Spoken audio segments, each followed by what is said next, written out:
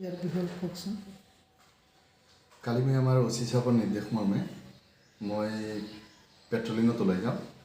তেতিয়া ৰাতি 7টা বাজে যাই পেলাই আমি ভোমৰাবিল বজাৰৰ ফালে এইফালে বলংগুৰি হৈ ভোমৰাবিল বজাৰৰ ফালে ওলাই আহোঁ। পিছত বজাৰৰ পৰা মই ৰিটাৰ্ণ হওঁ থানা অভিমুখে।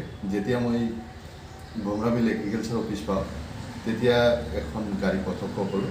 সেইটো এটা মাৰুতি ভেন আছিলে।